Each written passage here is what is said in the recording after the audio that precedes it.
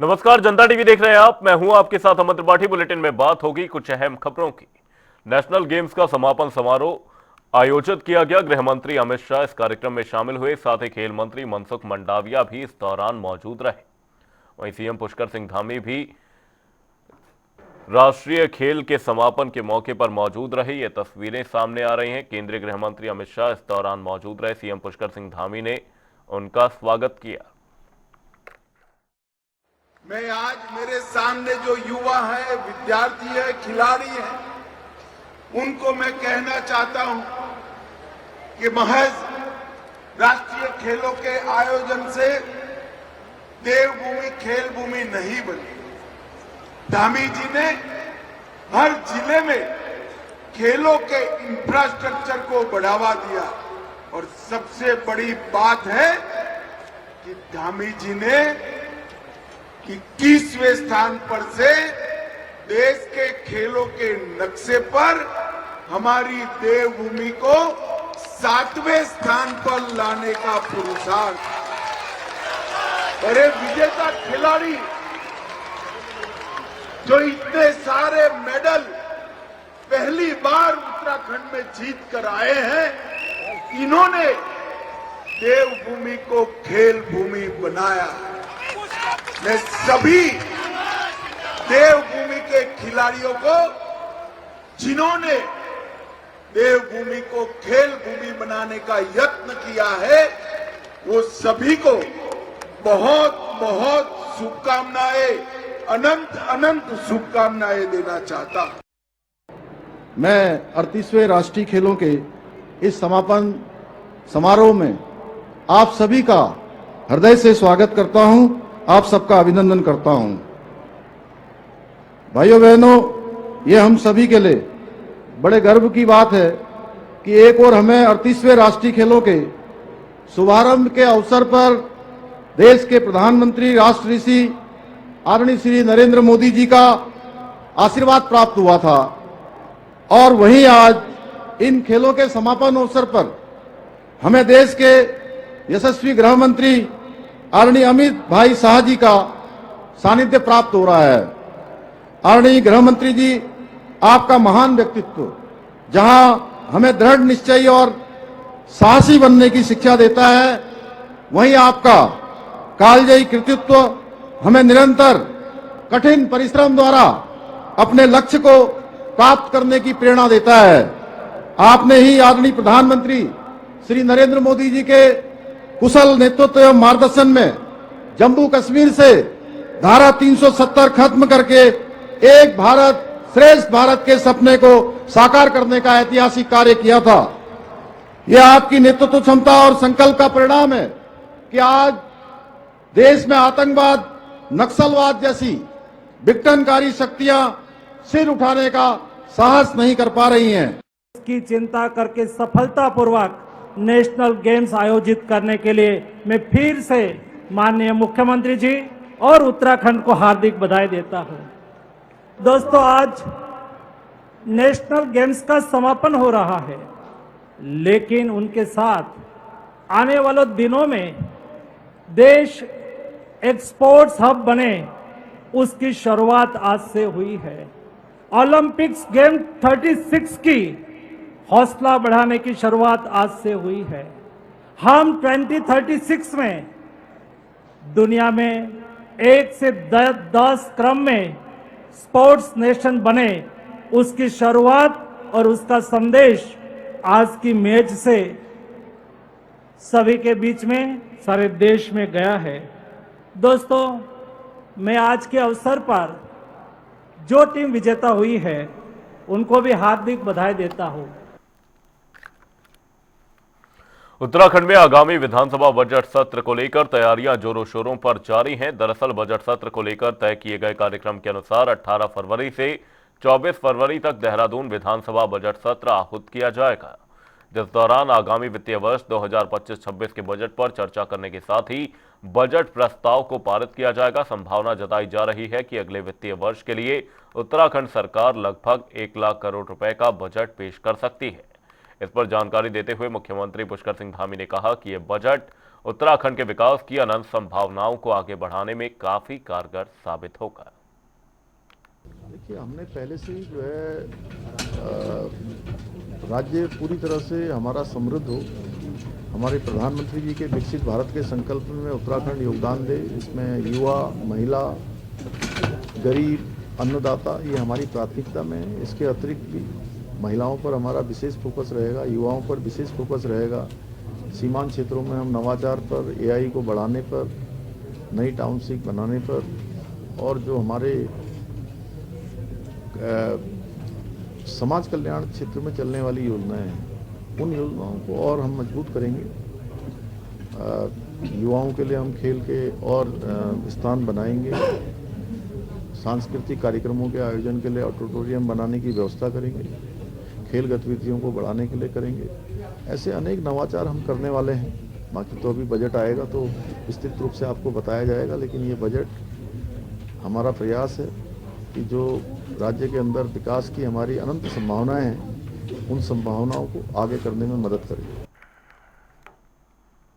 खटीमा में स्थित कामा नदी में हो रहे खुदान को लेकर ग्रामीणों में भारी आक्रोश देखने को मिल रहा है। ग्रामीणों की मांग है कि प्रशासन इस मामले में कार्रवाई करते हुए जल्द से जल्द खुदान बंद करवाए। बता दें कि खुदान बंद करने की मांग को लेकर ग्रामीणों ने विधायक भुवन कापड़ी के साथ धरना दिया था। साथ ही मामले में एसडीएम को ज्ञापन भी सौंपा गया था। खटीमा जिलाधिकारी और तहसीलदार अभी यहाँ पर आए थे। उन्होंने कहा कि सिंचाई विभाग ने हमें ये कहा कि यहाँ पानी भरता है, आपदा आती है, यहाँ रिवर ट्रेडिंग होनी चाहिए। रिवर ट्रेडिंग के लिए 300 बाई 50 मीटर की जगह चिन्हित की गई, जबकि ये मुझे लगता है कि अगर दिया गांव को ही हम सिर्फ देखेंगे तो ये कम से कम 4-5 किलोमीटर है। वो सिर्फ खनन माफियाओं को फायदा पहुंचाने के लिए जबरन यहाँ पे खनन कराया जा रहा है। पूरे ग्रामीण सुबह से यहाँ एकत्रित हैं। जब मुझे सूचना मिली, यहाँ से फ़ोन आया कि यहाँ खनन हो रहा है, उस खनन से यहाँ के भूमि कटाव बढ़ेगा। जो पिछले साल हमारे यहाँ पर आपदा आई थी, उसका मुख्य कारण ये था कि जो हमारी 3 मेन यहाँ नदियाँ हैं, कॉमन, परवीन और जगबुड़ा, इसमें सिल्ट बहुत जमा हो गया था। तो इसमें डिसिल्टिंग की कार्रवाई की जानी बहुत आवश्यक थी। लिहाजा इसी सिलसिले में इरिगेशन डिपार्टमेंट द्वारा एक प्रपोजल भेजा गया, जिसमें तीनों जगह परवीन नदी, कॉमन नदी और जगबुड़ा नदी में डिसिल्टिंग काम के लिए यहाँ पर रिवर ट्रेनिंग पॉलिसी के तहत हमने टेंडर फ्लोट किया। इसी का टेंडर हमने किसी एक जो लोवेस्ट बिडर था उसको दिया गया, और आज माननीय विधायक जी और उनके कुछ कांग्रेसी कार्यकर्ताओं द्वारा इसका विरोध किया जा रहा है, जो कि बिल्कुल नाजायज़ है। क्योंकि अगर हम जब तक इसको रिवर को चैनलाइज नहीं करेंगे तो ये बार बार हमारे खेतों को नुकसान करेगी, और इसकी जो रिवर की जो कैरिंग कैपेसिटी है, जो पानी वो कैरी कर सकती है, वो कम होती रहेगी। कैबिनेट मंत्री गणेश जोशी ने देहरादून के गोरखाली सुधार सभा के जीर्णोद्धार कार्यों का निरीक्षण किया। बता दें कि मुख्यमंत्री की घोषणा के तहत कार्यालय, भवन, पुस्तकालय, पार्किंग और बहुउद्देशीय हॉल का निर्माण 99 लाख रुपए की लागत से किया जा रहा है। निरीक्षण के दौरान मंत्री गणेश जोशी ने अधिकारियों को निर्माण कार्य की गुणवत्ता और समय सीमा का ध्यान रखने के निर्देश भी दिए। गोरखाली सुधार सभा जो समाज के, जहां गोरखाली समाज के उत्थान के लिए काम कर रही है, वहीं कई सामाजिक गतिविधियों में इस संस्थान की भागीदारी रहती है। मैं लगातार 3 बार से विधानसभा सीट का प्रतिनिधित्व कर रहा हूं, और जब जब भी मुझे संस्था के द्वारा समाज हित में जिन कामों का आदेश हुआ, हमने उसको पूरा करने का प्रयास किया। अभी पिछले स्थापना दिवस पर माननीय मुख्यमंत्री जी यहाँ पर आए थे, और यहाँ के अध्यक्ष जी की मांग थी कि यहाँ पर पार्किंग की दिक्कत है, पुराना भवन जर्जर हो गया है, और जो संस्थान है उसके लिए, ऑफिस के लिए कार्यालय की आवश्यकता। प्रदेश में स्मार्ट बिजली मीटर का विरोध करने को लेकर बीजेपी ने कांग्रेस पर जमकर निशाना साधा। दरअसल बीजेपी प्रदेश मीडिया प्रभारी मनवीर सिंह चौहान ने कहा कि स्मार्ट मीटर उपभोक्ताओं और प्रदेश दोनों के लिए आवश्यक है। बेहतर होगा कि कांग्रेस पहले स्मार्ट मीटर के मामले में पूरी जानकारी ले।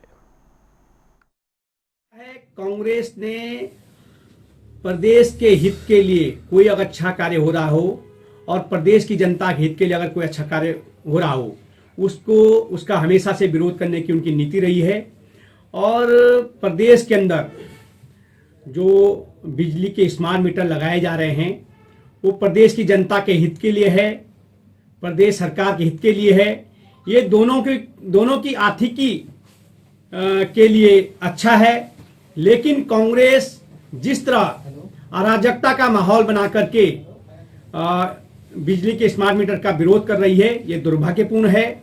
और जहां जहां कांग्रेस शासित राज्य हैं वहां पर भी बिजली के स्मार्ट मीटर लगाए गए हैं, वहां पर कांग्रेस पार्टी कोई विरोध नहीं करती है। लेकिन उत्तराखंड राज्य में अगर कोई अच्छा काम हो रहा है तो उसका उनका विरोध करना एक कर्तव्य सा बन गया है। मुझे लगता है कांग्रेस को जनहित से कोई लेना देना नहीं है, उन्हें सिर्फ और सिर्फ लोगों को भ्रमित करने का, जनता को गुमराहित करने का काम उनका रह गया है, इसलिए इस तरह के हथकंडे अपना रहे हैं। रुक करेंगे 2 मिनट में 10 बड़ी खबरों की ओर। 38वें नेशनल गेम्स का समापन समारोह हल्द्वानी के गोलापार स्टेडियम में हुआ। कार्यक्रम समारोह का आयोजन गृह मंत्री अमित शाह सहित खेल मंत्री मनसुख मंडाविया भी रहे मौजूद। 27 फरवरी को पीएम मोदी आएंगे उत्तराखंड, शीतकालीन 4 धाम यात्रा में होंगे शामिल। सीएम धामी ने कहा पीएम के आने से यात्रा को मिलेगा बूस्ट। 18 फरवरी से शुरू होगा उत्तराखंड का बजट सत्र, 1 लाख करोड़ का बजट पेश कर सकती है धामी सरकार, प्रशासन की ओर से तैयारियां जारी। आईएएस मीनाक्षी सुंदरम का हुआ प्रमोशन, 2001 बैच के आईएएस मीनाक्षी सुंदरम को बनाया गया प्रमुख सचिव। विकासनगर में खौफनाक हादसा, 2 ट्रकों की भिड़ंत से लगी आग, 1 व्यक्ति की हुई मौत। रुड़की में पुलिस और बदमाशों के बीच मुठभेड़, 2 बदमाशों की टांग में लगी गोली, 1 को पुलिस ने किया गिरफ्तार। देहरादून में ओएनजीसी चौक पर भीषण हादसा, पेड़ से टकराई बेकाबू कार, बुलेट को चपेट में लेने के साथ ही 3 युवतियों को किया घायल। हल्द्वानी में ट्रेन के डिब्बे की छत पर चढ़ा छात्र, हाई टेंशन लाइन की चपेट में आया, नाजुक हालत में अस्पताल में कराया भर्ती। रुड़की में ऊर्जा अपर सचिव ने कस्तूरबा गांधी आवासीय विद्यालय का किया निरीक्षण, विद्यालय में खामियां मिलने पर वार्डन को लगाई फटकार। उत्तरकाशी में धरासू पुलिस ने लोगों को किया जागरूक, आम लोगों को नशा साइबर के प्रति किया जागरूक, लोगों से की पुलिस का सहयोग करने की अपील। बुलेटिन में फिलहाल के लिए सिर्फ इतना ही। कहीं जाएगा नहीं, जनता डी पर खबरों का सिलसिला रहेगा जारी, तब तक के लिए नमस्कार।